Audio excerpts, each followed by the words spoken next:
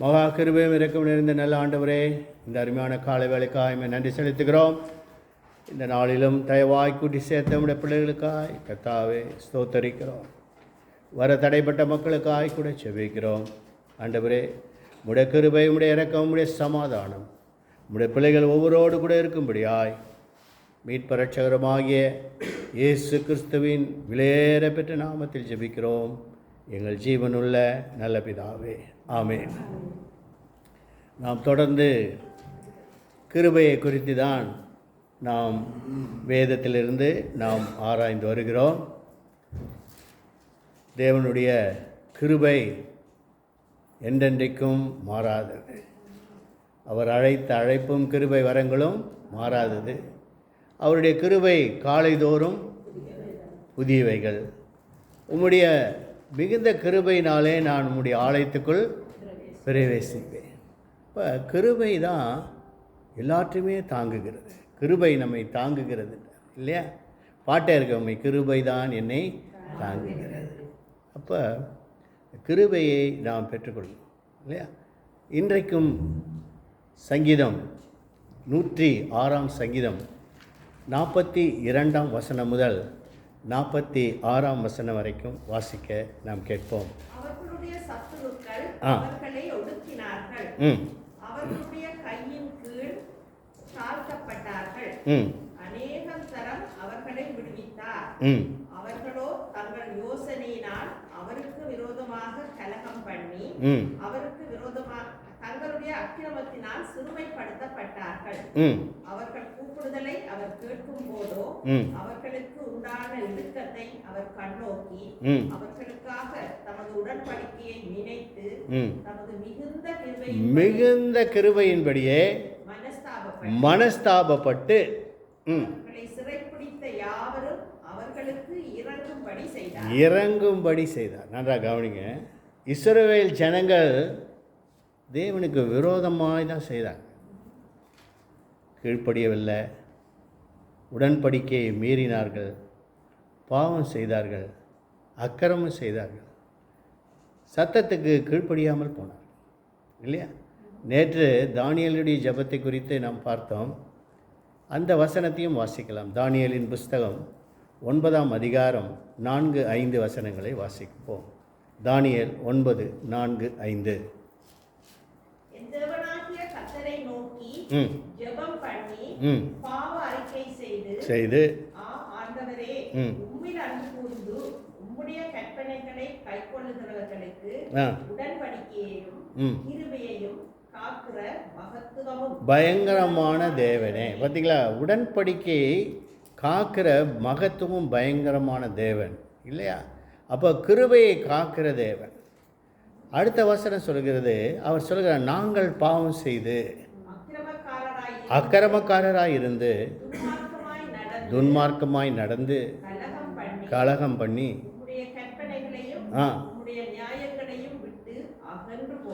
இதெல்லாம் நம்ம பண்ணுறது தான். துன்மார்க்கமாய் நடந்து கலகம் பண்ணி பிரச்சனை பண்ணுறவங்க இல்லையா? இதெல்லாம் இஸ்ரேல் ஜனங்க பண்ணாங்க. எல்லாம் என்ன பண்ணாங்க? பாவம் செய்து அக்கிரமம் செய்து கலகம் பண்ணி துன்மார்க்கமாய் நடந்து தேவனுடைய சத்தத்துக்கு அடுத்த வசனம் சொல்கிறது, உம்முடைய ஊழியக்காரர்களையும் செவி கொடுக்காமல் அதுவும் பண்ணிட்டாங்க. ஆனாலும் அவர் செய்கிறார், அவர் கற்பனைகளையும் அன்பு கூர்ந்து தேவனிடத்தில் அன்பு கூறுகிறது இல்லையா? அடுத்ததாக இந்த கிருபை எப்படி இருப்பார்? அப்போ அந்த கிருபையின்படி தான் இறங்கினார். அடுத்ததாக சொல்லப்பட்டிருக்கு சங்கீதம் 103 சங்கீதம் 17-18 வசனங்களை வாசிப்போம். சங்கீதம் 103 17-18. கிருபையோ பயந்தவர்கள் மேலும்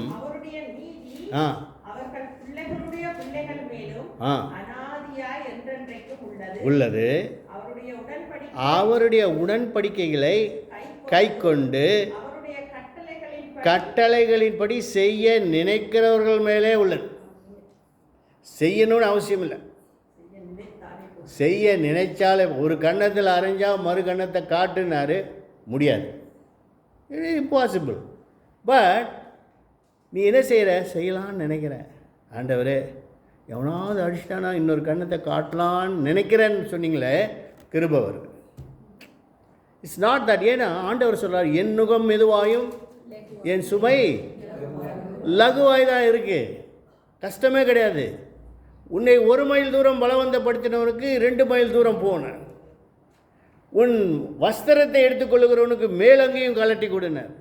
எத்தனை பேர் செய்ய முடியும்? முடியாது. It's very hard teaching. ஆனாலும் கர்த்தருடைய கிருபையோ அவருக்கு பயந்தவர்கள் மேலும் உடன்படிக்கையின்படி செய்ய நினைக்கிறவர்கள் மேலே உள்ளது என்றார். அப்போ பாருங்கள் எப்படி ஒரு சுலபமாக வச்சிட்டார் இல்லையா? It is highly impossible to do the preaching and teaching of Jesus Christ.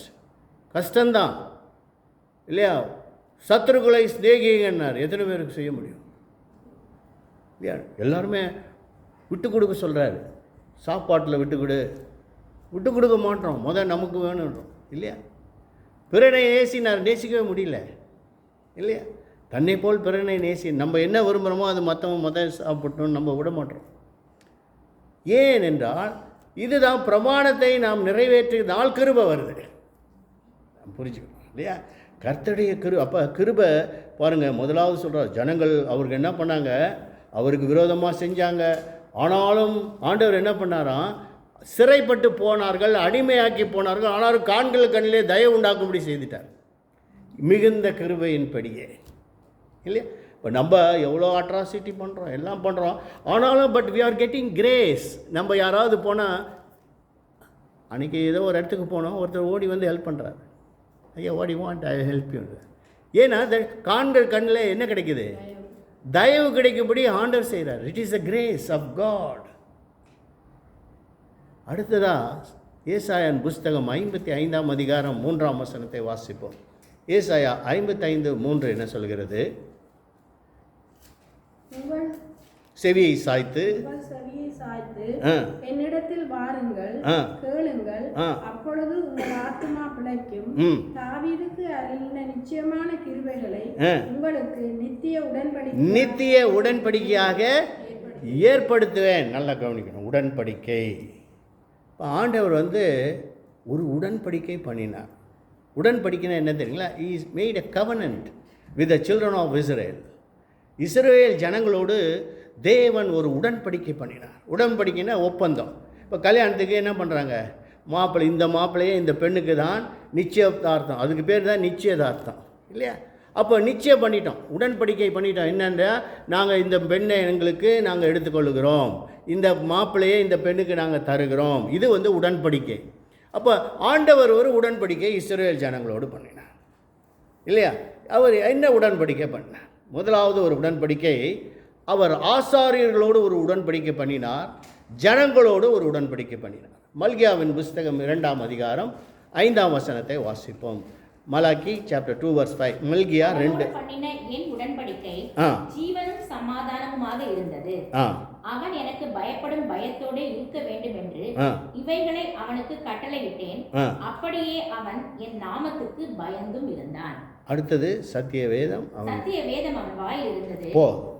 அப்போ பார்த்தீங்களா, உடன்படிக்கை பண்ண மனுஷனுக்கு என்ன இருந்தது? அவன் வாயில் என்ன இருந்தது?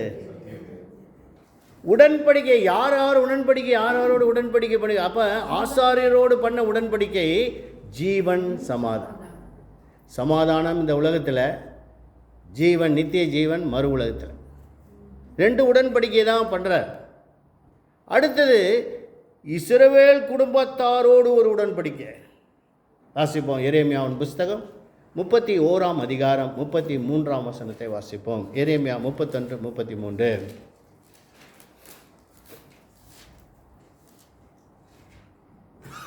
அந்நாட்களுக்கு பிற்பாடு நான் இஸ்ரவேல் குடும்பத்தோட பண்ண போகிற உடன்படிக்கை, என் பிரமாணங்களை, என் நியாயப்பிரமாணத்தை அவர்கள் உள்ளத்திலே வைத்து, உள்ளத்திலே வைத்து அதை அவர்கள் இருதயத்திலே எழுதி, நான் அவர்கள் தேவனாயிருப்பேன், அவர்கள் என் ஜனமாயிருப்பார்கள். They are the children of God. தேவ ஜனம் என்றால் ஆண்டவர் உடன்படிக்கை பண்ணினவர்கள் தேவ ஜனம். ஆண்டவர் என்ன உடன்படிக்கை பண்ணுகிறார்? அந்த நாட்களுக்கு பின்பு இஸ்ரவேல் குடும்பத்தாரோடு பண்ண போகிற உடன்படிக்கை. I am going to make a covenant. பண்ண போகிற உடன்படிக்கை. நல்லா கவனிக்கணும். பண்ண போகிற உடன்படிக்கை. பிரமாணங்களை மனதில் வைத்து இருதயத்தில் எழுதுவேன், அவர்கள் என் ஜனமாக இருப்பார்கள், நான் அவர்கள் தேவனாக இருப்பேன். அப்போ எப்போ இந்த உடன்படிக்கை பண்ணினார்? இது எரேமியாவின் காலத்தில் சொன்னார், பண்ண போகிற உடன்படிக்கை. என்ன உடன்படிக்கை? பிரமாணங்களை மனதிலே வைப்பேன், அதை அவர்கள் இருதயத்திலே எழுதுவேன். இதுதான் அவர் பண்ண போகிற உடன்படிக்கை. அடுத்து இந்த உடன்படிக்கை குறித்து அப்போஸ்தலனாகிய பவுல் ரைட்ஸ் டு ஹீப்ரூஸ், எபிரேயர்களுக்கு எழுதுகிறார். எப்பா ஆண்டவர் ஒரு உடன்படிக்கை பண்ணுன்னு சொன்னாரே, வாசிப்போம். எபிரேயர் 8ஆம் அதிகாரம் 6ஆம் வசனத்திலிருந்து வாசிக்கலாம். எபிரேயர் 8:6 வாசிப்போம். விசேஷித்த வாக்குத்தத்தங்களின் பேரில் ஸ்தாபிக்கப்பட்ட விசேஷித்த உடன்படிக்கைக்கு எப்படி மத்தியஸ்தராய் இருக்கிறார்? பாத்தீங்களா? ரெண்டாவது இந்த உடன்படிக்கைக்கு என்ன பேரு? It is a special covenant, விசேஷித்த உடன்படிக்கையினர். அப்போ இந்த விசேஷித்த உடன்படிக்கைக்கு அவர் மத்தியஸ்தராக இருக்கிறார். வாசிப்போம் தொடர்ந்து. அப்படியே முக்கியமான ஆசாரிய ஊழியத்தையும் பெற்றிருக்கிறார். தொடர்ந்து வாசிப்போம். அந்த முதலாம் உடன்படிக்கை பிழை இருந்ததானால் இரண்டாம் உடன்படிக்கைக்கு இடம் தேட வேண்டுவது. அப்போ நல்லா கவனிங்க. First covenant and second covenant. முதலாவது ஒரு உடன்படிக்கை, இரண்டாவது ஒரு உடன்படிக்கை. என்ன முதல் உடன்படிக்கை என்ன, இரண்டாம் உடன்படிக்கை என்ன, அதை பின்னாடி பார்ப்போம். இப்போ ஒரு முதலாம் உடன்படிக்கையும் சொல்லிட்டாரு, இரண்டாம் உடன்படிக்கையும் சொல்றார். வாசிப்போம், தொடர்ந்து வாசிங்க. அவர்களை குற்றப்படுத்தி அவர்களை நோக்கி, இதோ கர்த்தர் சொல்லுகிறது என்னவெனில், இஸ்ரவேல் குடும்பத்தோடும் யூதா குடும்பத்தோடும் நான் புது உடன்படிக்கையை ஏற்படுத்தும் காலம் வருகிறது. There is a time is coming that I will make a covenant with the children of Israel. Israel ஜனங்களோடு ஒரு உடன்படிக்கை பண்ணுகிறதான ஒரு காலம் வருகிறது. அந்த எப்போ வருகிறது என்றால், ஆண்டவராக இயேசு வரும்பொழுது தான் அந்த புது உடன்படிக்கை வருது. பழைய உடன்படிக்கை என்ன செய்யுது வாசிப்போம். அந்த பழைய உடன்படிக்கை எப்போ பண்ணார்? பழைய உடன்படிக்கை என்ன? மோசேயின் காலத்திலே கொடுக்கப்பட்டது அந்த பழைய உடன்படிக்கை. அதுதான் நியாயப்பிரமாணம். நோவா இல்லை, மோசேயின் காலத்தில் கொடுக்கப்பட்ட உடன்படிக்கை. கவனம், கட்டளைகளை வாங்கிட்டு வந்தார். நோவா கட்டளைகளை வாங்கல, இஸ்ரவேல் இருக்கு இல்லையா? கட்டளைகளும் பிரமாணங்களும் கொடுக்கப்பட்டது. இந்த பிரமாணங்களும் கட்டளையும் கொடுத்து ஆண்டவர் சொல்லிட்டார், இந்த கட்டளையை இதை தொடர்ந்து வாசிங்க. தொடர்ந்து வாசிப்போம். இதை அடுத்த வசனம் என்ன சொல்லுகிறது? பிதாக்களை எகிப்து தேசத்திலிருந்து கொண்டு வரும்படிக்கு நான் அவர்களுடைய கையை பிடித்த நாளிலே அவர்களோடு பண்ணின உடன்படிக்கையை போல இது இருப்பதில்லை. பார்த்தீங்களா? அப்போ இஸ்ரேல் ஜனங்களை எகிப்திலிருந்து கொண்டு வரும்போது அவர்கள் கையை பிடித்து ஒரு உடன்படிக்கை பண்ண, அந்த உடன்படிக்கையை போல இந்த ஒரு புது உடன்படிக்கை இருப்பதில்லை. இந்த புது உடன்படிக்கை என்ன? வாசிப்போம் தொடர்ந்து. நிலை நிற்கவில்லையே, அந்த நாட்களுக்கு பின்பு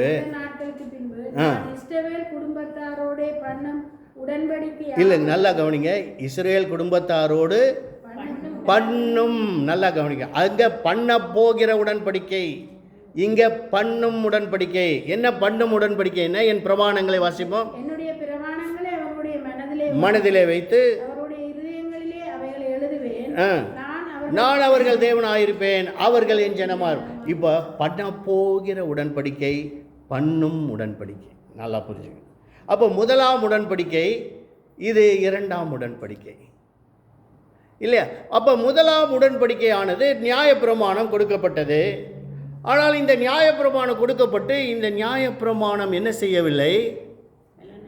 கலாத்தியர் 2ஆம் அதிகாரம் 16ஆம் வசனத்தை வாசிப்போம். நியாயப்பிரமாணம் ஒருவரையும் பூரணப்படுத்தவில்லை.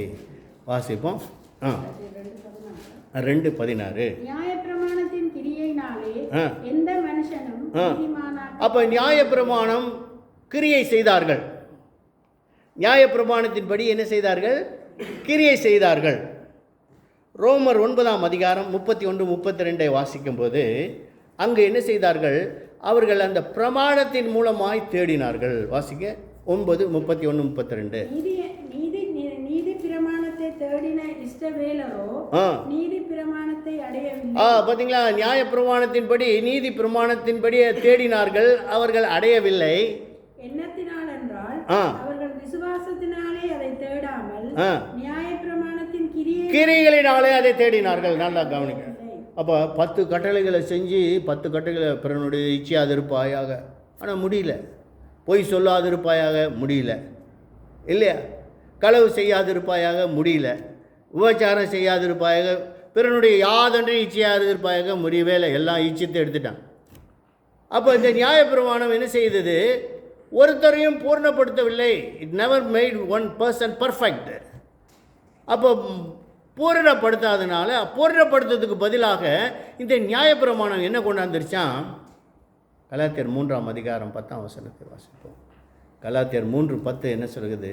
நியாயப்பிரமாணத்தின் கிரியைக்காரராகிய யாவரும் சாபத்துக்கு கொண்டு போயிடுச்சு. இப்போ நியாயப்பிரமாணம் பார்த்தீங்கன்னா, அந்த நியாயப்பிரமாணத்தில் சொல்லப்பட்ட பிரமாணங்கள் படி என்ன கொண்டு போயிடுச்சு? நல்லா புரிஞ்சுக்கணும். என்னத்தை கொண்டு போயிடுச்சு? அப்போ என்னென்ன காரியம் நியாயப்பிரமாணத்தில் சொல்லப்பட்டதோ அதெல்லாம் சாபமாக மாறிடுச்சு. இப்போ அந்த சாபத்திலிருந்து தான் ஆண்டவர் நம்மை மீட்டுட்டார். ஆனால் மறுபடியும் ஜனங்க போய் சாபத்திலே மாட்டிக்கிறாங்க. கலாத்தியர் 3:13 வாசிப்போம். 3ஆம் அதிகாரம், அதே அதிகாரம் 13ஆம். ஆ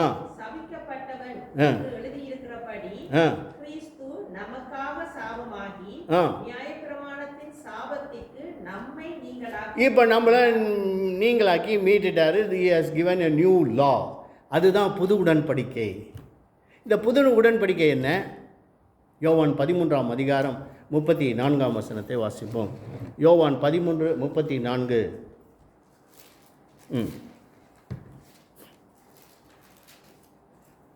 நீங்கள் ஒருவரில் ஒருவர் அன்பாய் இருங்கள். நான் உங்களில் அன்பாய் இருந்தது போல நீங்களும் ஒருவரில் ஒருவர் அன்பாய் இருங்கள் என்கிற புதிதான கட்டளையை உங்களுக்கு கொடுக்கிறேன். புதிதான கட்டளை கொடுக்கிறேன். சரி, இப்போ நியாயப்பிரமாணம் சாபமாய் மாறிவிட்டது. நியாயப்பிரமாணத்தின் கிரியைக்கார யாவரும் சாபத்துக்கு உட்பட்டிருக்கிறார்கள். அப்போ நியாயப்பிரமாணம் என்னென்ன சொல்லுதோ அதை செய்தவர்களெல்லாம் சாபத்தில் போய் மறுபடியும் மாட்டிக்கிட்டாங்க. இயேசு நம்மை நியாயப்பிரமாணத்தை விடுதலை ஆக்கிட்டார். ஆனால் மனுஷன் என்ன செய்கிறான்? மறுபடியும் போய் சாபத்தில் மாட்டிக்கிறான். அதனால தான் நல்லா புரிந்து கொள்ளணும். 1 தீமோத்தேயு 1:7 அப்போஸ்தலனாகிய பவுல் சொல்கிறார், அநேக போதகர்கள் நியாயப்பிரமாண போதகர்களாக வேண்டும் என்று விரும்புகிறார்கள். அப்போ நியாயப்பிரமாண போதகர்கள் உங்களை சாபத்துக்கு நடத்துவார்கள், அவர்கள் பரலோகத்துக்கு நடத்த மாட்டார்கள். அதனால தான் நான் போட்டேன். There are 6 kinds of pastors who cannot take you to heaven. 6 விதமான பாஸ்டர்கள் உங்களை பரலோகத்துக்கு கொண்டு போக முடியாதுன்றார். Is a scholar. அதை நிறைய பேர் பார்த்தீங்களான்னு தெரில. ஆனால் கத்திரிக்காய் கொத்ஸு போட்டோம்னா அடுத்த நாளே பார்க்குறோம், இல்லையா? அப்போ இதெல்லாம் நம்ம பார்க்க மாட்டோம். அப்போ பாருங்கள், வாசிப்போம். 1 தீமோத்தேயு 1ஆம் அதிகாரம் 7ஆம் வசனத்தை வாசிப்போம். தாங்கள் சொல்லுகிறது என்னதென்றும் தாங்கள் சாதிக்கிறது என்னதென்றும் அறியாதிருந்தும் நியாயப்பிரமாண போதகராயிருக்க விரும்புகிறார்கள். நியாயப்பிரமாணம். அதனால தான் ஆண்டவர் என்ன பண்ணிட்டார்? நல்லா புரிஞ்சுக்கோங்க. எபிரேயர் 7ஆம் அதிகாரத்திலே 12ஆம் வசனத்தை வாசிப்போம். எபிரேயர் 7:12 என்ன சொல்கிறது?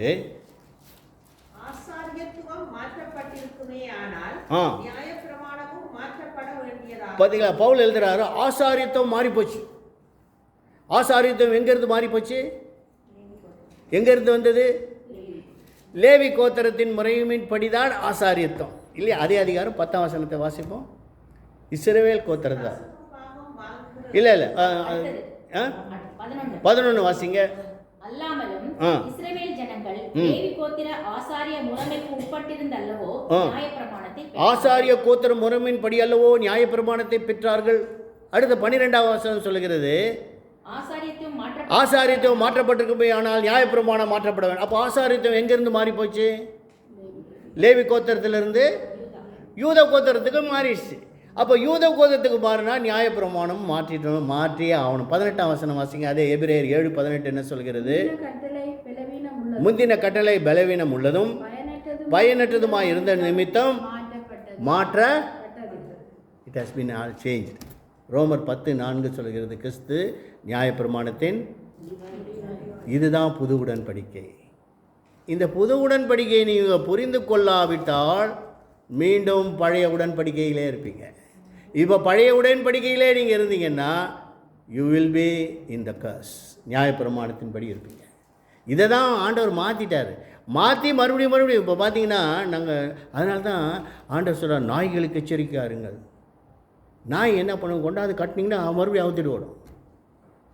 பன்றி, கழுவப்பட்ட பன்றி மறுபடியும் போய் சேத்துல முழுகும். இதை தான் பவுல் சொல்கிறாரு, பன்னியை போல் இருக்காத, நாயை போல் இருக்கா. ஏன்னா கொண்டாந்து உன்னை விட்டுட்டேன், நியாயப்பிரமாணத்துலேருந்து விடுதலை ஆக்கி விட்டுட்டேன், மறுபடியும் நியாயப்பிரமாணத்தில் போய் மாட்டிக்கிறேன். பன்னியை கழுவி கொண்டாந்து வைக்கிறாங்க, மறுபடியும் பன்னி போய் சேத்துல போடுறது. இதை தான் பவுல் சொல்கிறார், நாய்களுக்கு எச்சரிக்கையாருங்கள், பன்றிக்கு எச்சரிக்கையாருங்கள், சுண்ணத்துக்காருக்கு எச்சரிக்கை. ஏன் நாங்கள் சுண்ணத்துக்கார வச்சா அவன் நியாயப்பிரமாணத்தையே பேசிட்டு. we need to understand. கிறிஸ்தவ மார்க்கம் என்பது புரிந்து கொள்ளுதல். நீங்கள் புரிஞ்சு கொள்ளாவிட்டால் கிறிஸ்தவ மார்க்கம் இல்லை. மறுபடியும் நியாயப்பிரமாணம் எல்லாம் நியாயப்பிரமாணத்தில் போய் இவங்க மாட்டிட்டு பரலோக ராஜ்யம் போக முடியாது. Totally block. ஏன்னாக்கா ஆண்டவர் வந்து சொல்ல, உனக்கு சத்தியத்தை அறிவிச்சிட்டேன், ஆனால் நீ சத்தியத்தை மீறி தானே நடக்கிறேன். அவர்கள் என்ன செய்தார்கள், சத்தத்துக்கு செவி கொடாமல் போனார்கள். அது பெரிய பாவம். ஆண்டவரோட பெரிய பாவம் என்னன்னாக்கா, ஏன்னா நாம் புரிஞ்சு கொண்ட பிற்பாடு செய்யக்கூடாது. அறிந்தும் அதன்படி செய்கிறவன் அநேக அடிகள் அடிக்கப்படுவான். அவனுக்கு தான் ஜட்ஜ்மெண்ட்டு. நம்ம நினைக்கிறோம் இந்துக்களுக்கு ஜட்ஜ்மெண்ட்டு, முஸ்லீமுக்கு நியாயப்பிரமாணம் எது நியாயத்தீர்ப்பு எங்கே தொடங்குறது? 1 பேதுரு 4:17 நியாயப்பிரமாணம் தேவனுடைய வீட்டிலே தொடங்குகிறதாம். அது முன்பு தேவனுடைய வீட்டிலே தொடங்குதா இருந்தால் சத்தியத்துக்கு கீழ்ப்படியாத ஒரு நிலைமை என்ன ஆகுன்ற? நியாயத்தீர்ப்பு தேவனுடைய வீட்டிலே துவக்கும் காலமாய் இருக்கிறது. முந்தி நம்மிடத்திலே அது துவக்கினால் தேவனுடைய சுவிசேஷத்துக்கு கீழ்ப்படியாதவரின் முடிவு என்னமாய் இருக்கும்? பார்த்தீங்களா? அப்போ அதனால தான் பழைய பிரமாணத்தை மாற்றினார். நியாயப்பிரமாணம் மாற்றப்பட்டது. கிறிஸ்து நியாயப்பிரமாணத்தின் முடிவாக இருக்கிறார். அப்போ புது பிரமாணத்தை கொடுத்தார். அதனால தான் எபிரேயர் 9:15 வாசிக்கும்போது, எபிரேயர் 9ஆம் அதிகாரம் 15ஆம் வசனம், முதலாம் உடன்படிக்கை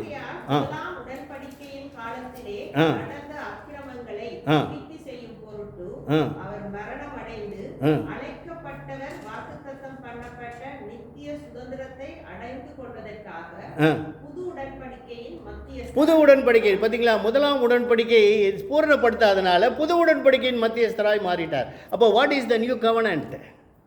தன்னை போல் பிறனை நேசித்து இல்லை. அப்போ இரண்டாம் உடன்படிக்கை, முதலாம் உடன்படிக்கை, the first கவர்னன்ட் and the second கவர்னன்ட். இந்த ரெண்டாம் உடன்படிக்கை தான் எபிரேயர் 10:16 சொல்லுகிறார், அந்த நாட்களுக்கு பின்பு இஸ்ரவேல் குடும்பத்தாரோடு பண்ணும் உடன்படிக்கை. வாசிப்போம். நான் என்னுடைய பிரமாணங்களை அவர்களுடைய இருதயங்களிலே வைத்து அவைகளை அவர்களுடைய மனதில் எழுதுவேன் என்று கர்த்தர் சொல்லுகிறார் என்பதை உரைத்த பின்பு அவருடைய பாவங்களையும் அவருடைய அக்கிரமங்களையும் நான் இனி நினைப்பதில்லை. பார்த்தீங்களா? யாரோட உடன்படிக்கை பண்ணாரோ, இப்போ நிறைய பேர் கேட்குறாங்க, ஓ ஞானஸ்தானம் எடுத்துட்டாங்க பெந்தகோஸ்தக்காரங்க, பரிசுத்த ஆவியை பெற்றுட்டாங்க, மறுபடியும் பாவம் செய்கிறான், மறுபடியும் பொய் சொல்லுவான். கண்டிப்பாக பெந்தகோஸ்தக்காரன்லாம் பொய் சொல்லுவான்.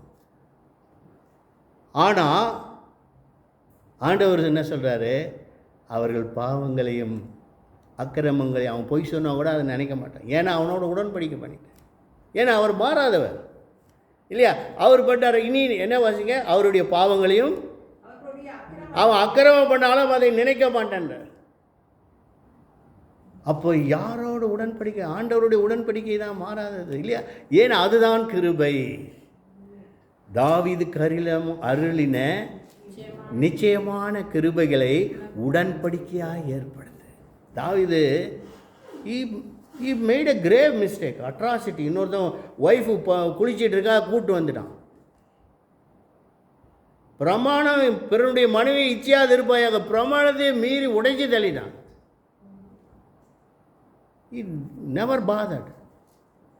பார்த்தா எவ்வளோ குளிச்சுட்டு இருந்தா, தூக்கிட்டு வாடான்னு தூக்கிட்டு வந்துட்டான். ஆனால் ஆண்டவர் சொல்கிறாரு, அவன் மேலே கிருபை வச்சுட்டார். நம்ம கேட்க முடியுமா, என்ன ஆண்டவர் அவன் அப்படி பண்ணால் அவன் மேலே கிருபை வச்சிங்க? நம்ம கேட்கவே முடியாது. அதனால தான் சொல்கிறாரு, ரோமர் 8ஆம் அதிகாரம் 30ஆம் வசனத்தில் 31 வாசிக்கு. எவன் மேல் கிருபையாக இருப்பேனோ அவன் மேல் கிருபையாக இருப்பேன், எவன் மேல் இறக்க சித்தமாக இருப்பேனோ அவன் மேல் சித்தமாக இருப்பேன். இவைகளை குறித்து நாம் என்ன சொல்லுவோம்? தேவன் நம்முடைய பட்சத்தில் இருந்தால் நமக்கு விரோதமாய் இருப்பவன் யார்? நம் தம்முடைய சொந்த குமாரன் என்றும் பாராமல் நாம் எல்லாருக்காக 28 வாசிங்க. 8:28 அவருடைய தீர்மானத்தின்படி அழைக்கப்பட்டவர்களாய் தேவனிடத்தில் அன்பு கூறுகிறவர்களுக்கு சகலமும் நன்மைக்கு ஏதுவாக நடக்கிறது என்று அறிந்திருக்கிறோம். தம்முடைய குமாரன் சரி இல்லை, எவன் மேல் கிருபையாக இருப்பேனோ அவன் மேல் கிருபையாக இருப்பேன், எவன் மேல் இரக்கமாக இருக்க சித்தமாக இருப்பேனோ அவன் மேல் இரக்கமாக இருப்பேன் ஆண்டவர் சொல்ல. அப்போ அதனால் ஓடுகிறவனாலும் அல்ல, இறங்குகிறவனாலும் அல்ல, இறங்குகிற தேவனாலையா இல்லையா? அப்போ தேவன் இரக்கம் வைக்கிறார், தேவன் இரக்கம் பாராட்டுகிறார், அதனால தான் கிருபை வச்சுட்டார். 9:18 வாசிப்போம். ஆதலால் எவன் மேல் இரக்கமாய் இருக்க சித்தமாய் இருக்கிறாரோ அவன் மேல் இரக்கமாய் இருக்கிறார், எவனை கடினப்படுத்த சித்தமாய் இருக்கிறாரோ அவனை கடினப்படுத்துகிறார். அப்போ தேவனுடைய கிருபை, அதனால தான் கிருபை கிருபை கிருபை கிருபை வச்சுட்டேன். அப்போ இந்த கிருபை யாருக்கு என்றால் கர்த்தருடைய கிருபையோ அவருக்கு பயந்தவர்கள் மேலும் அவருடைய உடன்படிக்கையின் கைக்கொள்ளுகிறவர்கள் மேலே இருக்குது, செய்ய நினைக்கிறவர்கள் மேலே உள்ளது. கை கொண்டாங்க, கை கொள்ள முடியல, யாராலுமே கை கொள்ள முடியல. 1ஆம் உடன்படிக்கை 2ஆம் உடன்படிக்கை, அதனால தான் 1ஆம் உடன்படிக்கை அது போல அல்ல, எகிப்திலே அவர்களை கைப்பிடித்த நாளிலே நான் பண்ணின உடன்படிக்கையை போல அல்ல. ஏனால் அந்த உடன்படிக்கையை எல்லாருமே என்ன பண்ணிட்டாங்க, எல்லோரும் வழி விலகி எல்லாம் கெட்டு போயிட்டாங்க இல்லையா? அப்போ எல்லாருமே பாவம் செய்தார்கள், எல்லாம் பாவம் செய்து தெய்வம் மகிமையற்றவர்கள் ஆயிட்டார்கள் என்று சொல்லப்பட்டிருக்கு. அப்போ the sin entered. ஆதாமின் மீறுதலுக்கு ஒப்பாய் பாவம் செய்யாதவர்களே மரணம் ஆண்டு கொண்டது. அப்போ அதனால தான் ஆண்டவர் பார்த்தாரு, இந்த பழைய உடன்படிக்கை என்ன பண்ணிடலாம், இதை மாற்றி விட்டுறலாம், லேவியனை வச்சு மாற்றி விட்டுறலாம். ஆனால் இன்றைக்கும் பார்த்தீங்களா லேவியர் முகாம்னு நடத்துகிறாங்க, கூடார பண்டிகை நடத்துகிறாங்க. இதெல்லாம் பாஸ்டருங்க பண்ணுற அட்டகாசம். கூடார பண்டிகையெல்லாம் நியாயப்பிரமாணத்தின்படி நடந்தது.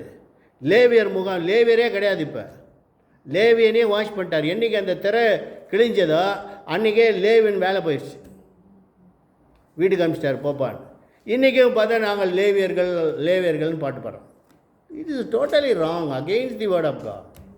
புரிஞ்சு கொள்ளலை. ஏன்னா இப்போ கிறிஸ்டியானிட்டி இஸ் டு அண்டர்ஸ்டாண்ட். நிறைய பேருக்கு புரியல, பாஸ்டர்களுக்கே புரியல. அதனால தான் நியாயப்பிரமாண போதர்களாக வேண்டும் என்று விரும்புகிறார்கள். காரணம் என்னன்னாக்கா உடன்படிக்கை பண்ணவில்லை, அவர்களோட உடன்படிக்கை இல்லை. ஏதோ வந்துட்டாங்க, நிறைய பேர் பாஸ்டராக வந்துட்டாங்க, ஆனால் உடன்படிக்கை இல்லாதவர்களாக பாஸ்டராக இருக்கிறாங்க. அப்போ என்ன பண்ணுறது, அவங்க என்ன பண்ணுவாங்க, மறுபடியும் உங்களை எங்கே கொண்டு போவாங்க, நியாயப்பிரமாணத்தின் சாபத்தில் கொண்டு போய் விட்டுருவாங்க. புரிஞ்சுங்களா? இதற்கு தான் நீ தப்பித்து கொள்ள வேண்டும். அதனால தான் நான் ஆண்டவர் சொல்கிறேன், நான் உடன்படிக்கை பண்ணுவேன், பிரமாணங்களை மனதில் வைப்பேன். அவங்க தான் தே ஆர் த டெஸ்டிமனி. 2 கொரிந்தியர் 3ஆம் அதிகாரம் 2ஆம் வசனத்தை வாசிக்கும்போது they are the testimony, they are my எபிசல்ஸ், அவர்கள் எனக்கு சாட்சிகளாக இருக்கிறார்கள் இருக்கு. வாசிப்போம். இருதயங்களில் எழுதப்பட்டும் சகல மனுஷராலும் அறிந்து வாசிக்கப்பட்டும் இருக்கிற எங்கள் நிறுவம் நீங்கள் தானே. ஏனெனில் நீங்கள் எங்கள் ஊழியத்தினால் உண்டாகிய கிறிஸ்துவின் நிறுவமாய் இருக்கிறீர்கள் என்று வெளியரங்கமாய் இருக்கிறது. மையினால் அல்ல, ஜீவனுள்ள தேவனுடைய ஆவியினாலும் கற்பலையினால் அல்ல, இருதயமாகிய சதையாகிய பழையினாலும் அது எழுதப்பட்டிருக்கிறது. அதான் அதனால தான் சொல்கிறேன், அந்த நாட்களுக்கு பின்பு இஸ்ரவேல் குடும்பத்தாரோடு பண்ண உடன்படிக்கை என் பிரமாணங்களை மனதிலே வைத்து இருதயத்தில் எழுதுவேன். ஏன்னா கற்பலையில் கொடுத்தோன்னு மோசை தூக்கி போட்டு உடைச்சிட்டார். இப்போ அந்த கற்பலைகள் எங்கே இருக்கு, எங்கே இருக்கு? ஆண்டவர் கொடுத்த கற்பலை இருக்குது.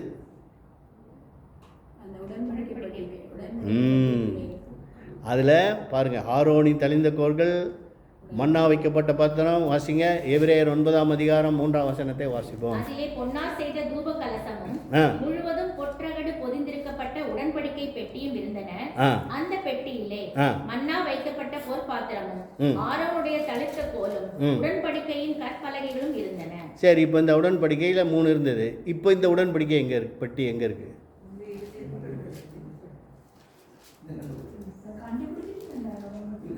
இந்த உடன்படிக்கை பெட்டி வெளிப்படுத்தலில் சொல்லப்பட்டிருக்கு, அது பரலோகத்தில் தேவனுடைய ஆலயத்திலே காணப்பட்டது. புரியுதா?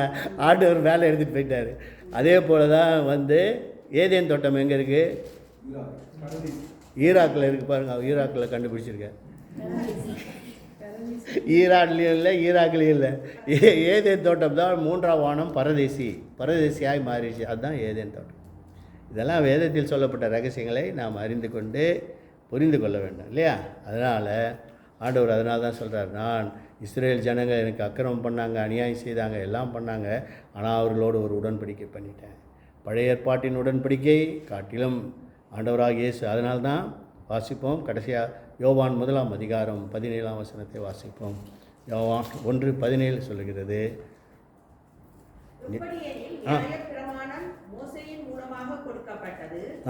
கிருபையும் சத்தியமும் இயேசு கிறிஸ்துவின் மூலமாய் உண்டாயிற்று.